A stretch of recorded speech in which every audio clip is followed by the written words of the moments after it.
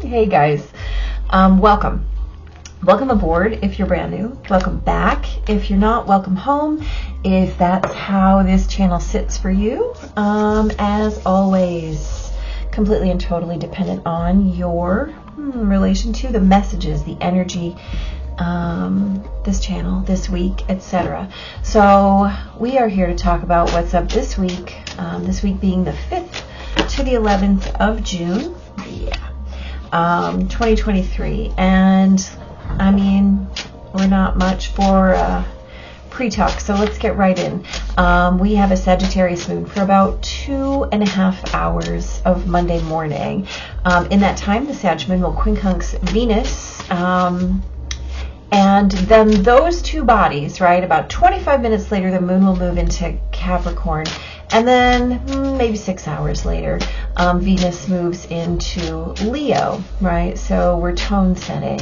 And then that moon in Capricorn now will trine Jupiter. And then Venus, now in Leo, will oppose Pluto, which is in retrograde in Aquarius, right? And this opposition takes place at 0 degree of both signs. And then the moon will sextile Saturn and quincunx Mars. So here's the deal.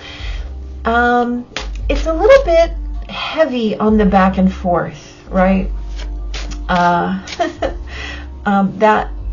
That wee hour kind of moon static with Venus and then moving into Capricorn make it a very kind of off-kiltery feeling morning, right? You know, that moon is really going to keep tracking you back, or trying anyway, toward your growth and your expansion. But that boots on the ground feeling really isn't ever going to get very grounded with that Venus opposition to Pluto. That's really, it's really gonna kind of upend all of the rugs. The key is always, right? We always focus on that home, right? That better felt than spoken sense of home. What does home feel like, sound like, smell like, taste like for you? And anything else, right? This might be a day to kind of sit out and just get quiet and really focus on your focus, if that makes sense. Yeah, it's a lot of movement and a lot of corners, right? On Tuesday, that Capricorn moon is going to quincunx the sun very early in the morning and then square Chiron. Then she trines both Uranus and Mercury, sitting in Taurus right now. And before the day turns, she will sextile Neptune. So here's the deal. On Tuesday, keep telling the story of your healing, right? So make sure that the stories that you're telling are from your healed self perspective.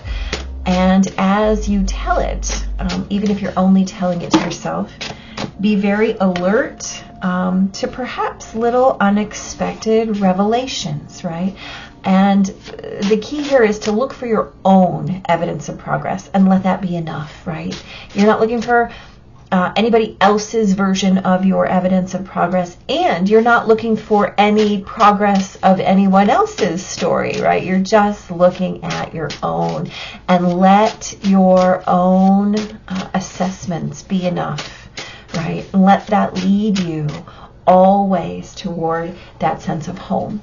On Wednesday, the moon moves into Aquarius very early in the morning, and then 6 minutes later, the Aquarius moon conjuncts Pluto in retrograde in Aquarius. Still, right? You hear me saying still in Aquarius. Not long after, the moon will oppose Venus and square Jupiter. And before the day is over, she's going to oppose Mars. So here's the deal. Mind the drama on Wednesday. Yours and any drama that's happening around you. Your steadfast refusal to engage, right? That decision to stay in your own lane. It might feel challenging today, but in the long run, it's absolutely going to be aligned with your evolution. So let the bullshit hang, right? Let it hang in the balance. It is not your bullshit, and reject it at every turn on Wednesday. Do not be afraid to say no thank you. On Thursday, the 8th, well, hello. On Thursday, the 8th, the Aquarius moon is going to trine the sun in Gemini and then square Mercury and Uranus in Taurus. So here's the deal. On Thursday, please be mindful that you are talking and listening, right? That you're sharing but not preaching. So be in your widest awareness that, well, I mean, this is the one I saw, so we're going to take it. Be in your widest awareness that your experience and your expression are simply that, yours, right? So mind your identity, mind your truths, mind your words, mind your actions. Be alert for anything that's going to come into your experience, right? Anything that's going to come into your field, be aware. There might be some really unexpected messages, but here's the deal. You must filter that through the lens of your own truth, right? Your own experience, your own expression, and bless the rest. Bless anything that's not yours. Minding the fact that it's always all yours, right? Bless it and release it. That is your opportunity. Just keep what's yours. Let everything else go.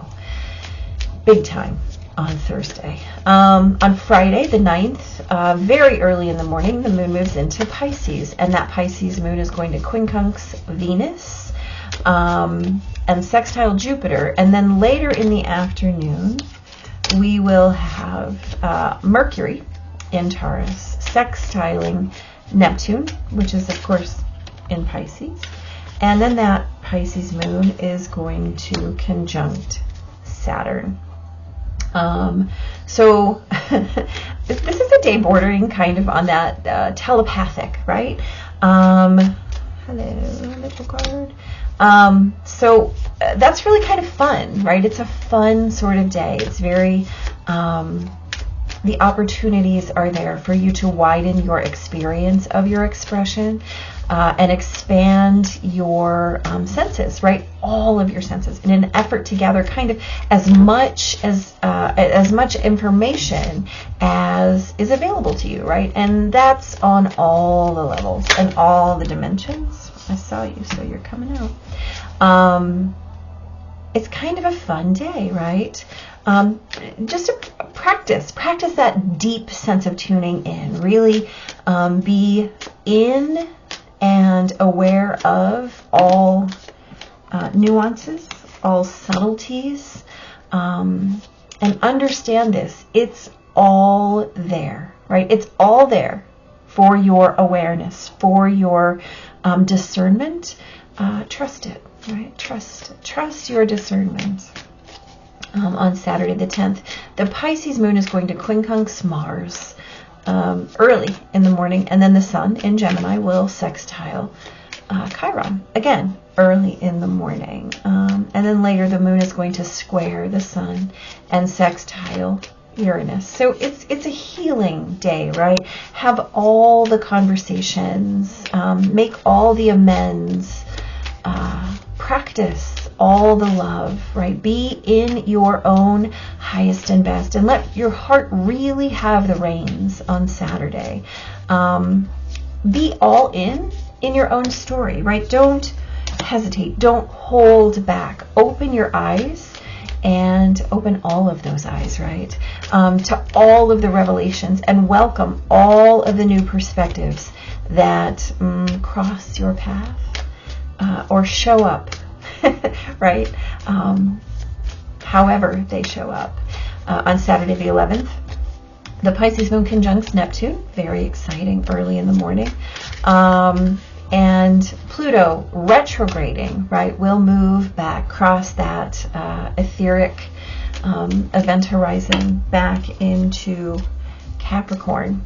And then Mercury will trine Pluto And then Mercury will move into Gemini, right? This all happens before 5:30 in the morning, by the way, Central Time.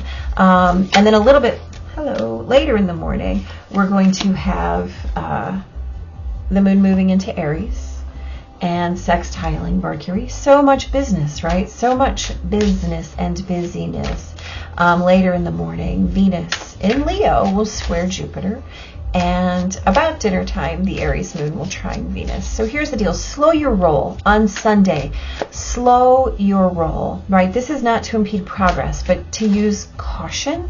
So if the world or your brain or both feel like they're in rapid fire mode, do not hesitate to stop and choose to slow down, right? You can opt to explore your own perspectives before you open your senses to someone else's, right?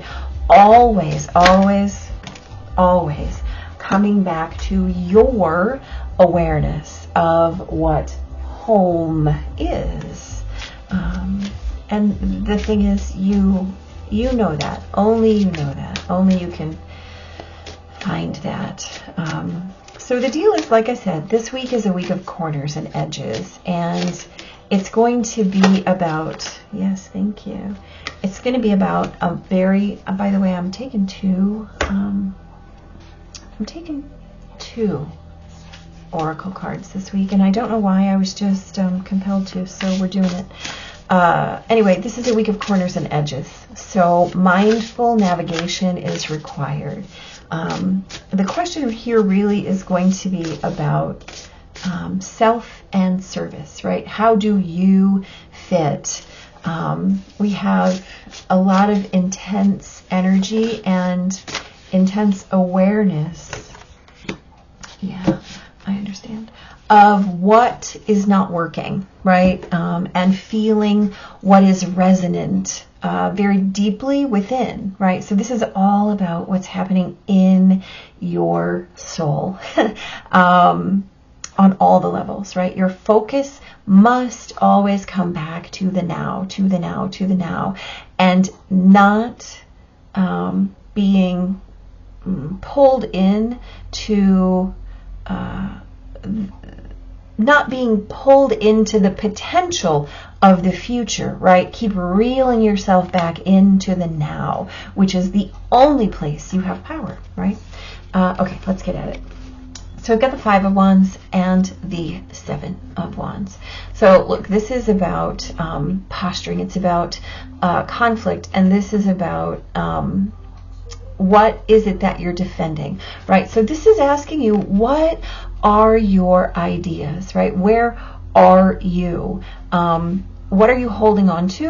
What's your inspiration? And is it worth the effort to keep expending that effort on, right? So we talked about this as being a day where you really are trying to keep tracking toward growth and expansion, but you're having that challenge, right, with your boots on the ground. Where actually am I, right? As that rug keeps maybe getting pulled out from under you over and over again. And then that focus being on home, right? Always remembering what it is that you're, I hesitate to use the word fighting for, but where it is that you're investing your energy, your motivation, your drive, your passion, right? And not being afraid to sit this one out, right? The card between here is the 6 of Wands, which is victory and achievement, right? So if we're looking at a progression of a 5 to a 7, but we're absent the 6, well, your victory sometimes is in understanding where the discernment is to get from the initial holding on to this is worth defending, right? Find your why. Find what creates the victory for you. Yeah, that's definitely your option. We have the Queen of Cups and again the 5 of Wands. So the Queen of Cups is about how you embody your heart in the 3D world, right? She is fearless in the claiming of all of her emotions. And again, this 5 wants to keep saying, but this is what I've got, but this is what I've got. Like, there's a little fixation aspect to the 5 of Wands. But if you're looking for a full expression, you cannot define it, right? You just have to experience it. And so we talked about this as a day to really be in your own healing story as you are telling it, looking for your own evidence of progress, right? Looking forward to that sense of home and claiming it in every moment, not defining it, but claiming it, right? Becoming it, embodying it. On Wednesday, we have the 3 of Pentacles and the 5 of Cups. So interesting. The 3 of Pentacles is a card of collaboration, right? This is what are we building together, right? How are we in teaching and learning? How are we in novice and master, right? We're constantly in flow regarding circumstance and the way that we choose to create something, right? Something that's larger than us. And with that Aquarius moon, that's a beautiful energy. Now, the 5 of Cups is an energy that says, I feel like I'm lacking something. I feel like somewhere, someone, or something has left me behind. Whether or not that's true or not is all about your perspective. So we talked about this as a day to mind the drama, right? And always be staying in your lane, but making sure that regardless of how challenging that is, that you're always in your evolutionary alignment, right? And letting the bullshit hang. If it's not yours, let the bullshit hang. Be in your story. Be in your process. Be in your flow. Not looking at what you feel like you're lacking. Because if you're using your resources, right, you can't be in service and judgment at the same time. So just be in service and see what happens to the judgment as a result of that. On Thursday, we have a 4 of Wands and a 9 of Wands. We have quite a theme this week, don't we?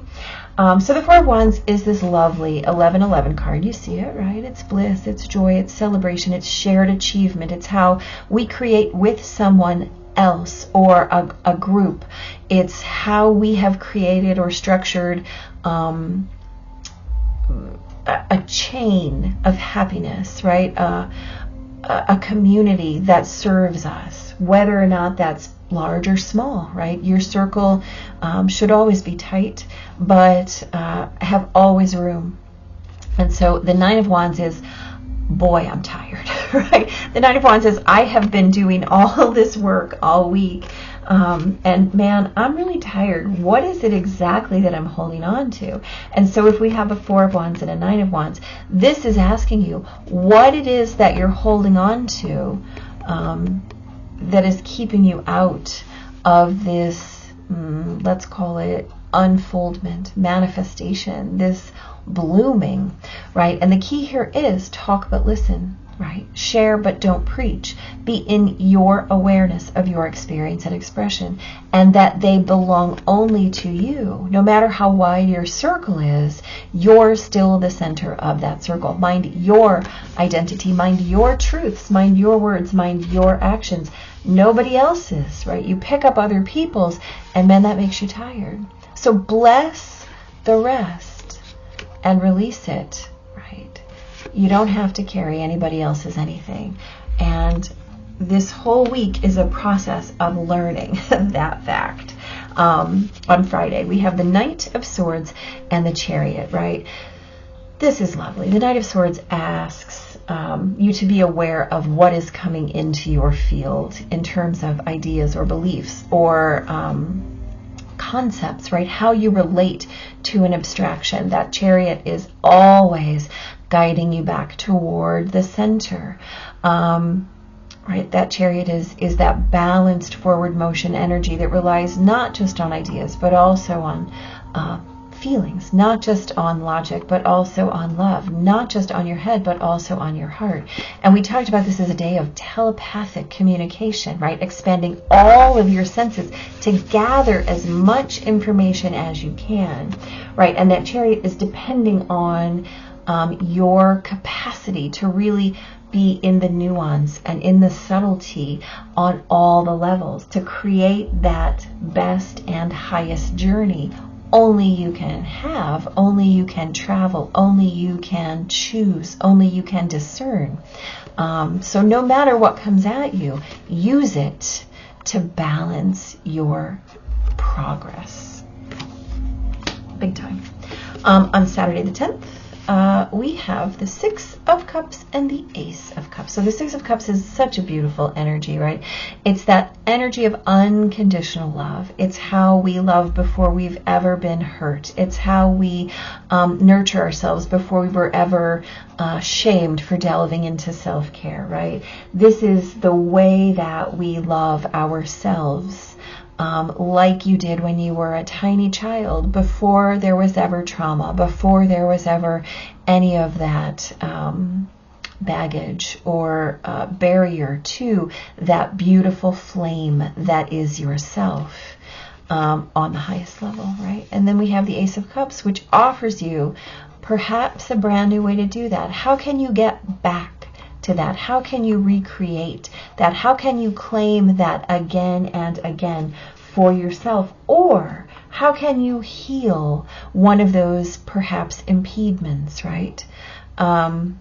So we talked about this as a healing day, right? Having the conversations, making the gestures, being the love, right? Being in that light that is your own highest and best, giving your heart reign all day, right? And be all in on your own story. Open all of your eyes to the revelations and welcome all the new perspectives that always help you recreate that sense of deepest, widest, purest, brightest love. God, did I just make a poem? I am so sorry.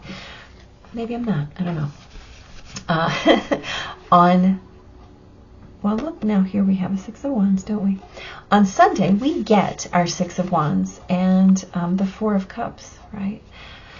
Okay, we'll take it. So the Six of Wands is victory. It is achievement. It is recognition, right, for the way that you have followed your passions and produced something as a result. Overcome perhaps your reticence to be in the widest view of all things. Then we have this Four of Cups. Let's have a conversation about this. This is, this can be a little bit of boredom. This can be a looking away from what's being offered. This can be that maybe, right?